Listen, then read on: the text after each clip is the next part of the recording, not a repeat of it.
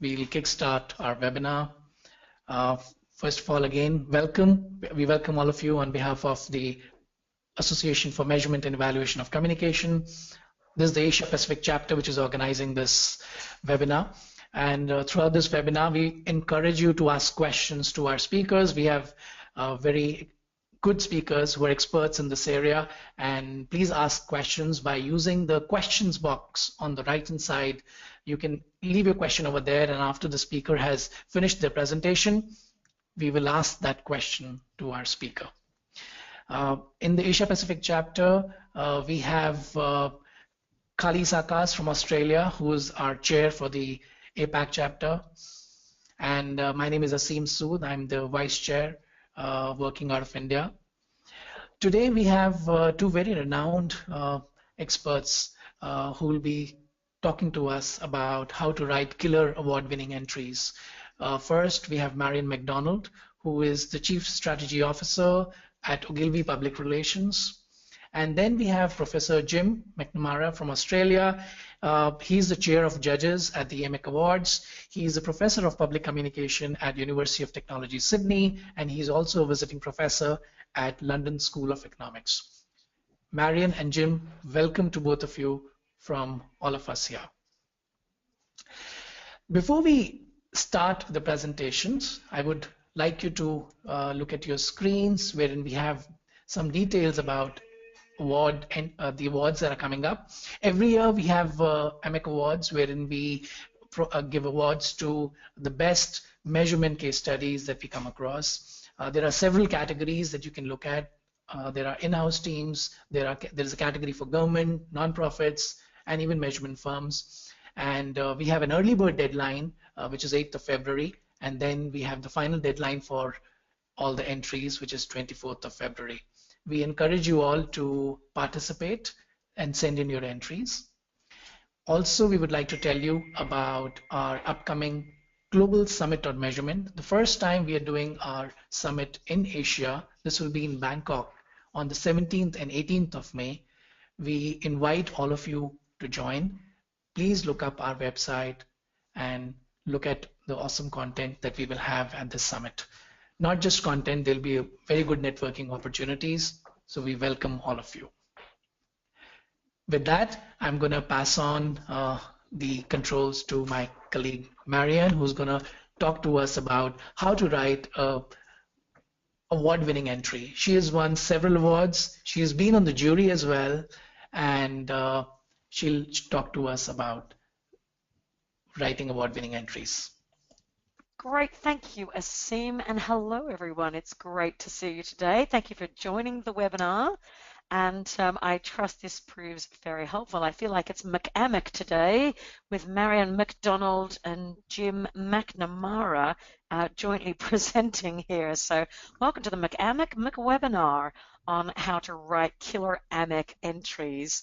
But the principles we're going to share today really apply to any of the award shows, not purely AMEC. So I trust you'll find them very useful for any award cases that you package up your great work in. It's not too painful a process, shouldn't hurt too much, but it doesn't hurt if you start early and you have good preparation for the process. So I'm going to share today 3 golden rules for success in these awards, and I've watched over the last couple of years the first one become even more important. That is solving a real business problem. Increasingly, the cases that win in the AMEC and other awards are very directed to a business problem versus a communications problem. They secondly then provide very clear evidence of business results and business impact as a result. And we all like a bit of entertainment, of course, as we read through these cases. They make very effective use of storytelling to help judges understand the difficulty involved in achieving this business result and what were some of the challenges along the way that helped you create such a successful case. So these are my 3 golden rules. And I'm going to go through these and illustrate with one case study, past winning award entry. So conversely, 3 mistakes we make is firstly to only describe some image or awareness problem on a case instead of diving into the business problem. The second is not building a clear path from the work that was done in the campaign or the measurement of it through to those business results. So how did the measurement help the company achieve better business results? We need to illustrate that path through that the work that we did something that somehow improved productivity for the organization or financial results.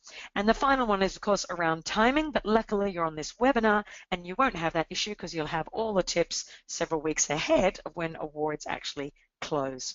So I'm going to go back to my first issue now, and that is the business problem.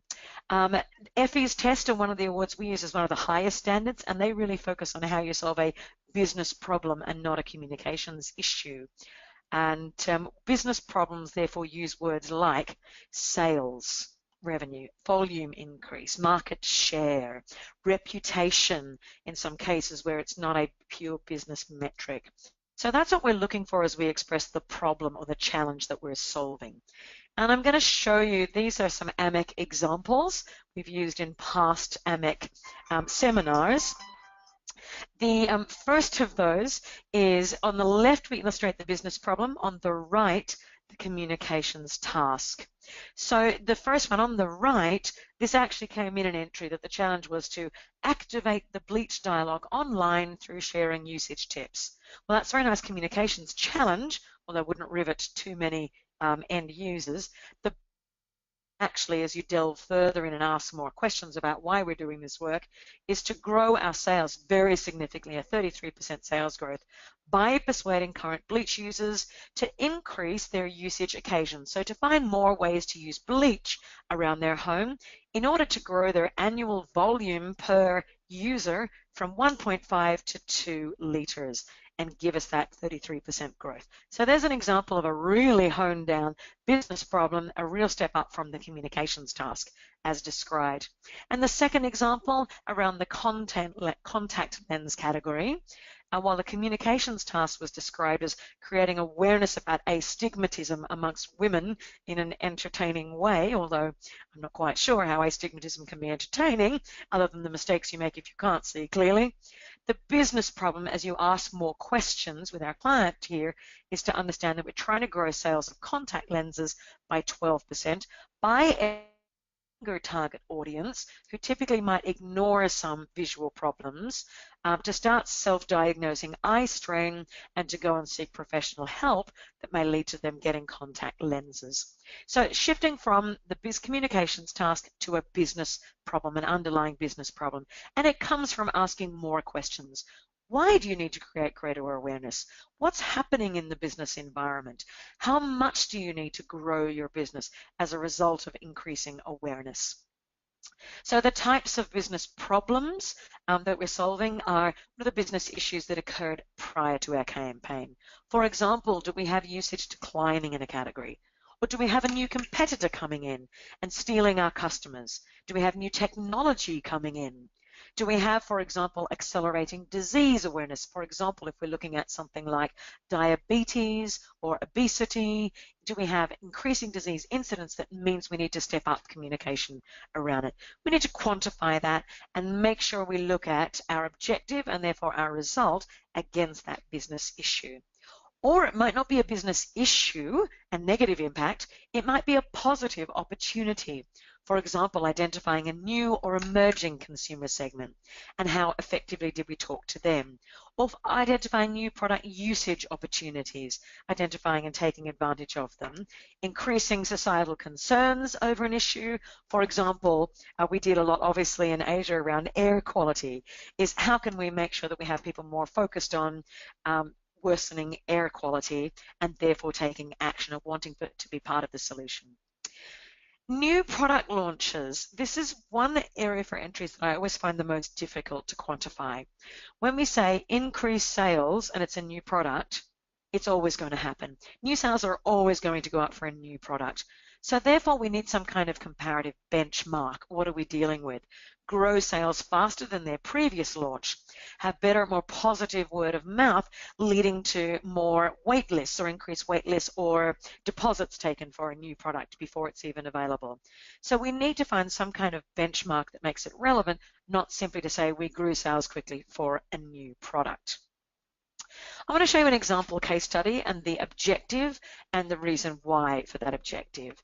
So this case, it's an Ogilvy case out of our China office last year, and the objective, the business objective, was to increase the absolute number of Chinese visitors going to the UK, thereby adding revenue to the British economy. Now, in the actual case, there were some hard targets around that by how much they wanted to increase it and by how much they were hoping to increase visitors' spend as well, which are confidential and I can't share them with you today, but that was part of the case study.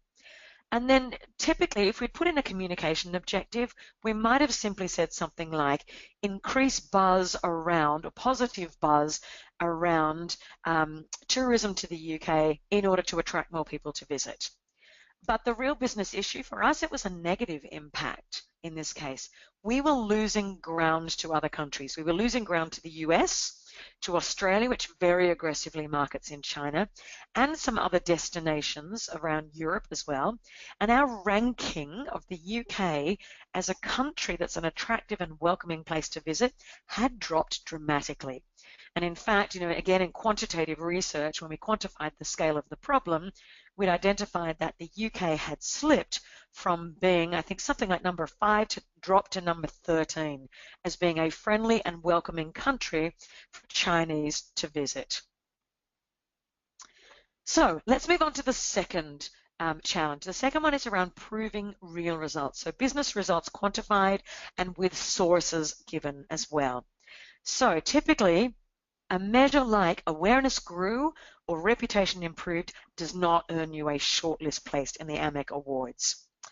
The second point is we really need to draw a direct path between the campaign elements, how we measure them, and therefore the business results that were achieved as well. I like to structure this. This is a fairly new structure I'm using to train within Ogilvy. We call it the BBC. Think like the BBC. Business, behavioral change, and how the comms worked to achieve that. So what are the financial metrics you achieved, and how did you change people's attitude or behavior in order to drive those business results, and how did the comms get them to change their behavior? And so basically what I've just done is reverse all of that to prove the link.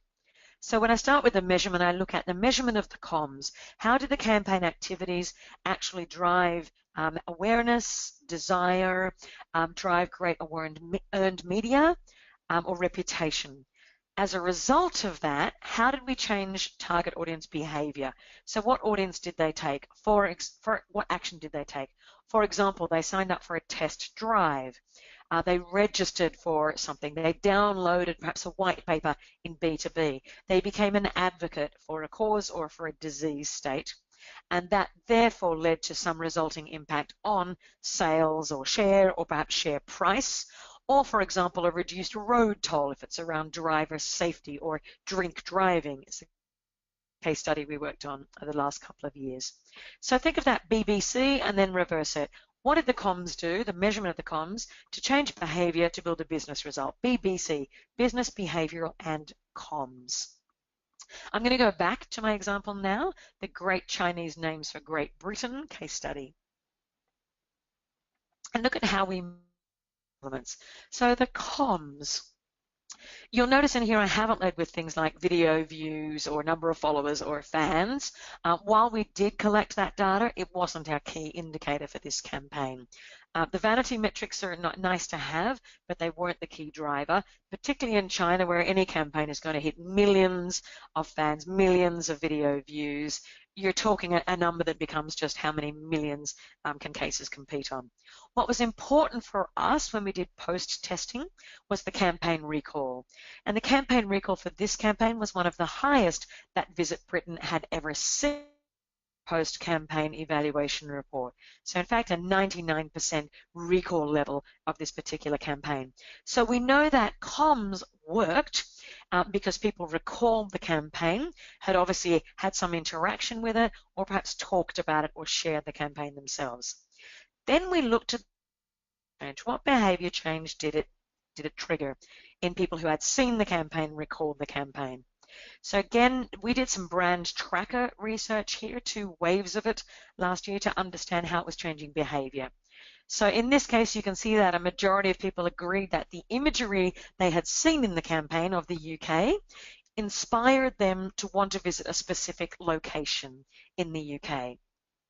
And in particular, one of our objectives of this was typically most mainland Chinese impression of visiting the UK meant London and not many other places. So one of our secondary objectives was to create interest in visiting a place outside of London, for them to travel further, spend more time and therefore money in the UK to increase tourism revenue. So again, one of our measures here was that almost half of people who saw the campaign had become more interested to visit places outside of London. And then finally, back to our business impact as a result. Again, we use statistics from the UK Office for National Statistics here, was that Chinese visitors to Britain in the first quarter, which was the quarter immediately after the campaign, were up 20% year on year over the previous year. So we need to compare a like period. And the tourist spending leapt 30% to £75 million as measured in these statistics. So I'm sharing this number with you, but not a lot more behind it. So we even had things down to average tourist spend per visitor as well, which we tracked. What we were also trying to challenge, and this is in part of building our path to prove the results, was could a campaign that happens in the last quarter of one year really impact travel so suddenly in the next quarter? So actually what we did in our behavioural study was to understand, had people already made inquiries or booked a trip? Had they previously been planning a trip anyway, and had this just encouraged to bring it forward? So again, some of the measures that we included in our behavioural impact measurement were things like, were you previously planning a trip to the UK prior to seeing this campaign? And then we'd also determined that many people had already, even by the point we were surveying them, already gone on their trip to the UK, and ascertained that a certain percentage of those people who then took action and went on the trip had not even been previously planning to visit the UK, but had subsequently done so as a result of this campaign, or as they reported as a result of this campaign. Now, to get to that kind of business case, you really need to do a lot of work up front with the clients. So my big tip, and I talked earlier about my third tip, was to start nice and early and allow plenty of time to do this. Of course, in many cases, we may need to elevate the client point of contact that we get this data from.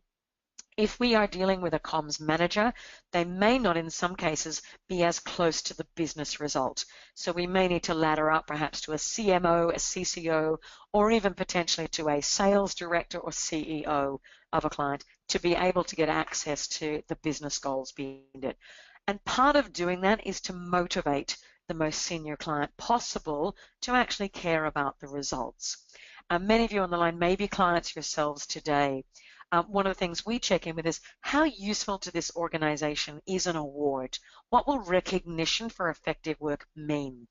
Does it mean they're able to increase their own budgets for future marketing? Does it make them a more attractive place to work, which can help them increase talent attraction of the organization, help them to hire more people who want to work for an organization that has very effective marketing? And then the last point of this really is reassuring clients on confidential measures. Clients, of course, have right of veto on the entry. We label data not for publication. I deliberately used that in the Visit Britain example to highlight that we had included some data that was labeled not for publication. Sometimes we're unable to get actual numbers, or clients are unwilling to share that. In that case, we might use an index. So we might not use an actual sales number. Of course, we might stay and said that sales index was 110 compared to prior year. So we're not giving an actual sales number. We might say sales grew 10% ahead of the new product launch forecast, where it's a new product goal. And coming back to my earlier point about launching new products, of course sales are going to be up. There's very little point in a case that says we launched the new product, and as a result of the campaign, sales grew 4,000%. Well, of course they did, because sales were probably very small before the campaign began. Here's where it's more important, say, to reference against a target or a forecast for the campaign and show some examples of that. On to my third point, again, about telling the story around it. Try to imagine for a moment that you're an awards judge, as I've been, as most people on this panel today have been. You're given sometimes up to 30 cases to evaluate. As part of doing that, you're typically doing it outside of your day job. So I set myself a task in the evenings. I will sit down generally after my partner has gone to bed. It's nice and quiet in the house, and I can focus on reading the cases and really appreciate them. By the time I've read 10 or 15 of them, it's not quite so exciting and interesting anymore.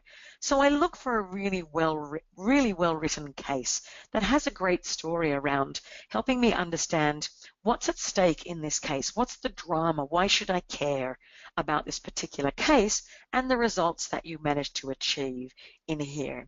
So I need some kind of sense of the degree of difficulty in this category. I need some kind of sense of how innovation in your work and your measurement approach really helped to solve the issue and drove a result as well. So make sure as we write the paper, we really paint a sense of that, how difficult it was to get there.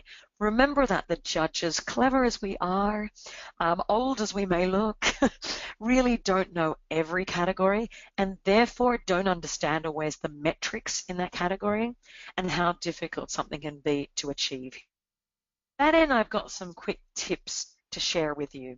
So I mentioned we're not an expert in every category or currency too, by the way.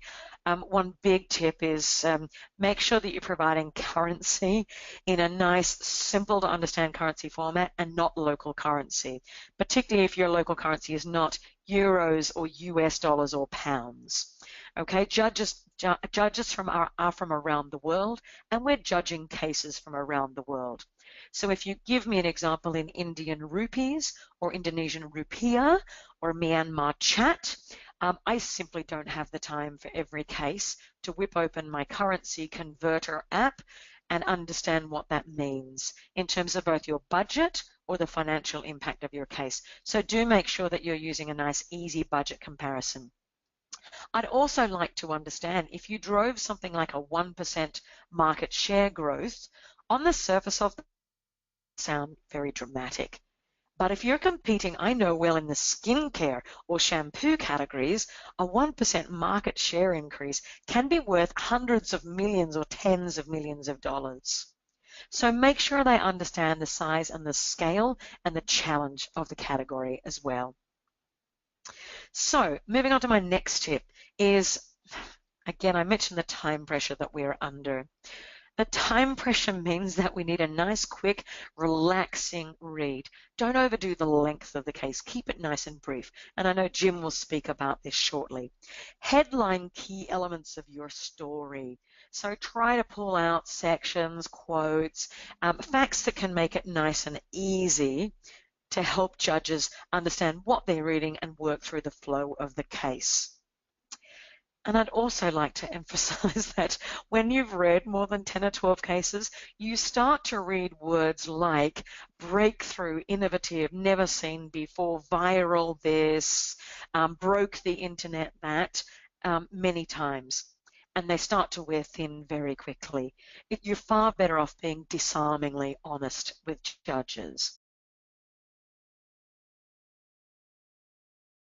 Request Jim to step in and start presenting. So as I already shared earlier, Jim is currently the chair of judges at the AMEC Awards. He is also the professor of public communication at University of Technology, Sydney, and he's a visiting professor at London School of Economics. Jim, within a minute, I'm going to pass on the control to you, and we'll request you to tell us some tips. So, hello all. Excuse my croaky voice because I'm recovering from a virus. My screen should be now showing. Is that right, Asim? Yes, we can see you. So I'll move quickly through. In my case, I've got 10 tips that I hope might be useful to some of you, and I'll move through these fairly quickly. I guess the first thing just to tempt you and show how important this is ask you this question: would you like to win 3 of these in 1 year? Because I guess being boastful, but I did last year. I won 3 AMEC awards, a platinum and 2 gold, and I can tell you it is very, very rewarding. It is very, very satisfying and very important. So these are well worth trying for. Tip 1, and I'm going to start with some basic tips and then to move into some more advanced ones. Tip 1, the awards, you will have a template for the entries in most years, and check the details of this for 2017, but usually it's a 4-page entry, and also you can do up to 4 pages supporting materials. If it says a 4-page entry, don't write 5 pages or 6 pages. Make sure, though, you fill out all the sections and keep to the word length. But when you keep to the word length, don't write it in 8-point, because the judges, as Marion mentioned, are very, very busy and they have got a lot of entries to read. So at a very basic level, follow the templates. AMEC Online will provide you with details of what they want in the entry, how you should set it out, and follow that. Very practical thing. Another very practical thing is you need to align your entry to a category, and this will help you win or not win an award. If, for example, there's a category called Best Use of an Evaluation Framework, if you're entering that category, you really must be sure that you've got a specific framework that you applied in your evaluation, and you'll need to nominate that. Or if you're entering under marketing, then you're going to have to show brand results or sales results. So that will help you. You may have an excellent campaign, but if you enter it in the wrong category, it may not impress the judges. The judges do have the right to suggest a change of category, but that doesn't always happen. On the other hand, don't try and make your entry sound like all things to all people. By identifying a category, you write your entry for that category and be very specific about you did, for whom and why. As I said, the judges can only award work in a specific category, so you need to fit within that. Getting a bit more specific and much more important. Your campaign or project must have SMART objectives. We talk a lot about SMART objectives in the industry. They mean specific, measurable, achievable, relevant, and time-bound. One of the biggest problems in all evaluation is that even if evaluation is done, the original objectives are not really clear and specific. What do we mean by specific? Well, we mean things like your objective should contain target audiences, target numbers, and dates. Who are you aiming at? What is the target that you want to achieve, and by when? And these are just 2 examples. To increase cancer screening rates among 45 to 60-year-olds by 15% in 2016-17. Now that clearly is a public sector, a health campaign, or if it's a product, it might be to generate 5,000 inquiries about product X by the 30th of June 2017. You need to be very, very specific, and then you can measure against those objectives, because the judges will want proof that you actually achieve what you said you were going to achieve. Also, though, as Marion brought out, I'm talking about very smart communication objectives, but in turn, those communication objectives must align to organizational objectives. So why are you generating 5,000 inquiries? Why are you getting increased cancer screening rates? The overarching objective of the organization might be to reduce cancer rates or to generate sales revenue. Remember, the judges are smart experts. They are all interested in specific, measurable, achievable, relevant, time-bound objectives. Tip 4, just as important as having smart objectives is your entry. It can't win an award unless you've generated and demonstrated outcomes and impact. Now, those terms should be familiar to most people, but for example, a lot of awards talk about arranging events. Arranging events is an activity. The point about outcomes and impact is what happened as a result of the activity. The volume of publicity is often quoted, but the volume of publicity is an output. You've got to be able to show, did anyone read the publicity? Did they believe it? Did they take any action as a result of reading it? Even engagement is only an outtake, as we say. It's people taking some form of emotional or cognitive result from the material, but so what? What did it lead to? Outcomes, as Marion was also emphasizing, they are at the minimum increased awareness, but more often they are changed attitudes and in particular action or behavior. There is a real focus on communication leading to some form of action or behavior. And just a very important point, and by the way, if you're not familiar with those terms of outputs and impact or outtakes, all that information is available on the AMEC website. Look up under the AMEC Integrated Evaluation Framework. Just a very important rationale for doing evaluation at that level is something that I point out all the time to practitioners. When we're producing outputs and activities and outputs, such as producing publicity or building websites, the reality is we are a cost center. It's only when we produce outcomes and impact that we become a value-adding center. Evaluation is about value-adding. And so simply to report all the activities we did and all the outputs we produced, we're really only saying how much money we spent. We're a cost center. It's about outcomes and impact. That's a very important point. And then following on from that, as much as you've got to claim outcomes and impact, you've got to produce proof. We must present proof of that. We can't simply present our opinion. And proof will mean that we've got to present in our entries evidence. Evidence such as empirical data, numbers, percentages, ratings, like some of the ones Marion just showed, or it may be qualitative findings, but that will be things like levels of support, levels of advocacy for a product or a brand or a policy. So not only demonstrating outcomes and impact, but presenting proof in good, hard evidence. Remember, the judges are judges, and all judges look at the evidence. Tip 6, following on from that evidence must come from valid, reliable methods. Ideally, social science research. So increasingly, that evidence to be reliable, to prove our outcomes, should be based on surveys, structured interviews with our target audiences, focus groups, rigorous content analysis, sometimes databases. It may be databases such as those recording sales figures. Somehow my machine just went to another. I think I'm back. Databases such as sales figures or records of inquiries, very, very important to do that. There's no place for AVEs, advertising of value, equivalence, or opinion, or black boxes. The AMEC stage, as Marion was saying, is no place for BS, and it's no place for snake oil merchants, people who sell something that is not really a valid solution. Tip 7, I've emphasized hard data and evidence, but you also do need to tell your story. So Marion and I are agreeing here. When you come to writing up your case study, you've got to have the evidence, but it's also about the storytelling. The judges have got to be involved in it, understand what you did. So don't give a lot of background and history. Get to the point, make the story come to life.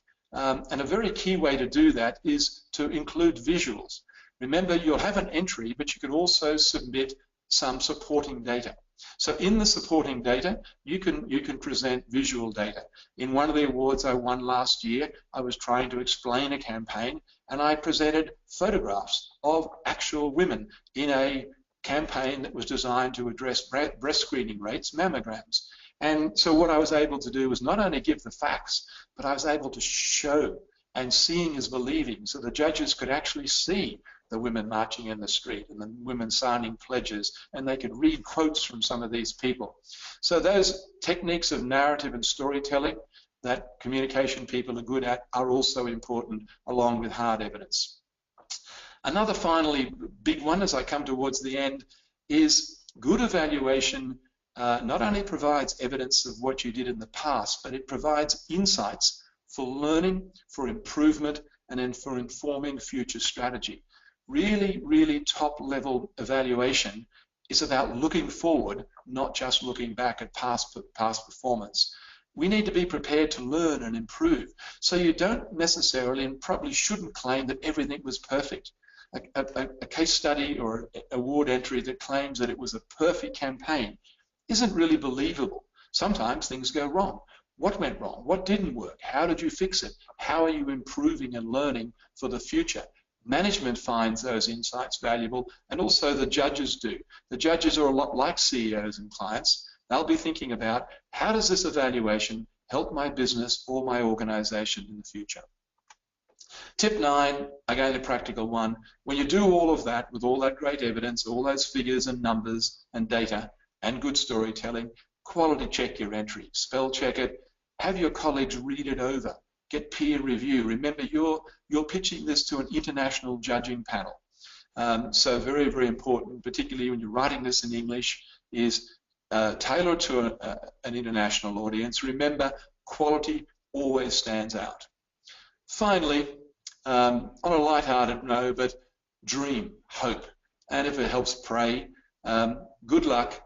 It's very important to win awards. It can help you in your organization to show the credibility of your work. It can advance your career. So all the very best to you, and I hope to see you at AMEC 2017. Thank you, Jim. Thank you so much. And I believe Marion is also back now. So I'm Marion, are you with us? Thank you. I should have just handed control back to you, Azim, yes. Indeed, I got it, thank you. Yes. Hi, can you hear me again? Yes, Marion, we can hear you. Welcome back. Great, thank you so much.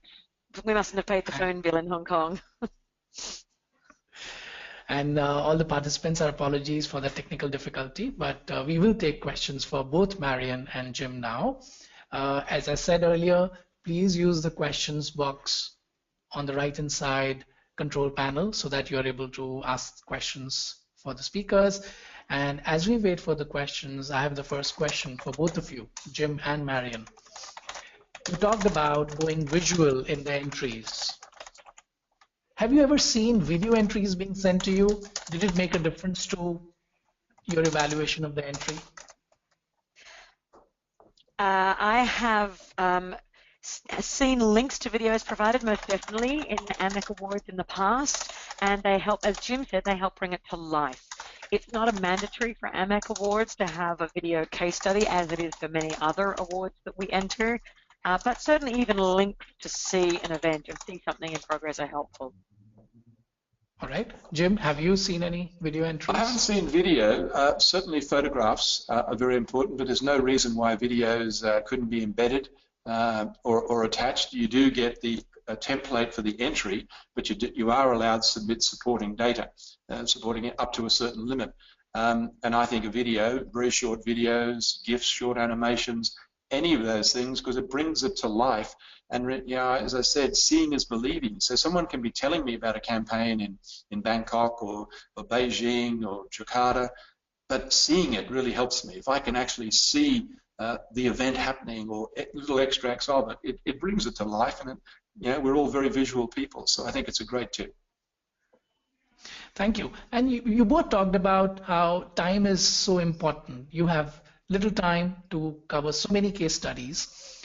You also said you need context for new businesses, new countries. So how does one get the right balance between how much to share as context, what to add as entries? Or should the entry be separate and there should be a separate appendix which has the context and other information? My personal view is no, I don't want too many more things I need to read, but to tell it very simply in the story. For example, I remember there was a case, I think it was on the Polish banking environment or economic environment last year in the AMEC Awards, and the case really simply made the point up front about how incredibly complex it was to explain this issue to their target stakeholders by using a really nice analogy, something like that just helps us understand the complexity of a situation we may not be exposed to. I'm not personally very familiar with the Polish banking climate or the economic climate, for example, but using a simple analogy, so it's like this is a great way of helping the judges understand the complexity. My quick tip there is I'm a big fan of bullet points. don't write long, lengthy paragraphs. You can get across a lot of background and a lot of things quickly by saying, the background is this, bullet point 1, 2, 3, 4, 5, very short, sharp points. Similarly, when you get into the activities, the main activities were, because judges are very busy, long paragraphs are hard to read, and I find you can get across almost twice as much information in a few pages by using bullet points very diligently. We don't need a long-winded explanation that the economy was in tough times. It just can be GDP growth was less than 1%, full stop. So bullet points are a great way to keep your entries short, but get across a lot of key information. Thank you. And a tactical question. What is that sweet spot for number of pages that an entry should be in? Well, the template, 2, Marion says 2. The limit last year was 4. You were allowed 4-page entry and up to 4 pages A4 of supporting material. So that was the maximum. But yeah, if you can do it less than that, absolutely. I mean, I used the 4 pages, but I made it, don't reduce the type font too small, so that, you know, drives judges crazy. I kept it in at least 10-point type font, so it was readable. Nice, clean type font. Don't close up the leading and cram it all in. Space it out. Make it easy to read, make it attractive, and that's where bullet points and a few visuals can help tell the story. All right. My next question is about confidentiality of these entries. At times, to make an entry powerful, people may want to share some data. What guidelines are followed in terms of those entries being made available to people? Well, Barry Legator will not post any entries. Winners, well, no entries are posted on the website, only winners. And no winners are posted unless he's got written permission from the organization. So first of all, if you're an employee or an agency, you have to have permission from your client to enter. And then even if you win, the AMEC will contact you and ask for your permission if the entry can be published on the AMEC website. You can, as Marion said, delete some information that's confidential, or you can say it's not to be published. So you have all of those options. Excellent. So I think confidentiality issue is taken care of, and we've already had some great tips being shared by both Jim and Marion. I'm looking at the questions box, and there's only one question that has come in so far, which is, will you be sharing the presentation deck after the webinar? I'm certainly happy to. Yes, yep, no problem. All right, so Sophia Yang, thank you for your question. We will share the deck after the webinar. Asim, we will put the link up on the AMEC YouTube channel and make sure that everyone that attended or registered will get that link so that they can view it at any time. Excellent. So we don't have any more questions now. So I'm going to invite now Kali to step in and thank the speakers and also again tell us about AMEC's activities this year. Thank you, Asim. I'm going to just use your screen too, so that's fine too. I wanted to extend a very big thank you to Marion and Jim, who have put aside time in a very busy time of year to help the AMEC APAC chapter communicate how to really succeed in this year's AMEC Awards. And your expertise, your advice is just so invaluable to everyone that's come along today, but also everyone that joins the webinar as a recording in the next few weeks and beyond. Thank you very much on behalf of Asim and I for being available. It's wonderful to have such expertise for our members and non-members to come and join along. I wanted to also mention to those people that have come, I know that we've got people from industry organisations such as PRIA on the line. I wanted to just mention that the early bird deadline for the AMEC Awards is the 8th of February. The final entry deadline is the 24th of February, so you still have a lot of time. It's why we wanted to do the webinar this week, so that we got in before Chinese New Year, so that you could get this great advice, get these top tips, and then apply it to your applications and entries. So that, again, the final entry deadline is the 24th of February. Now, the AMEC Awards are presented at the AMEC Summit every year, and I wanted to put out a reminder that the AMEC Summit this year will be held in Asia for the first time. We're very, very proud to welcome everybody to this region, and we have a lot of work cut out for us, the people on this call, to organise a fantastic summit. But the summit will be taking place in Bangkok on May 17 and 18. So just please a reminder that that's coming up. We will be sending you out some materials and some content so that you can see the key speakers that we've got. It's a fantastic networking opportunity. It's a fantastic opportunity every year to get in touch with the best in the business globally every year. So all are welcome. We're hoping that it's going to be a very successful event, and we will be sending out more information as we lock in some great global communication speakers for that. Thanks, Asim. Thank you, Kali. And we have a late question here from Shubhangi Chaturvedi. Her question is, in the midst of 100+ campaigns that you receive, how does one ensure that a seemingly simple campaign stands out amongst those that have changed the landscape in the category drastically?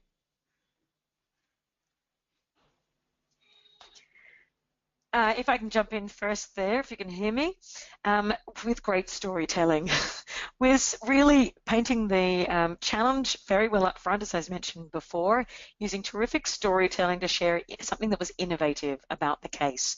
It doesn't need to be a huge scale of case, and it doesn't need to be enormous numbers involved, and it can be from a very small country.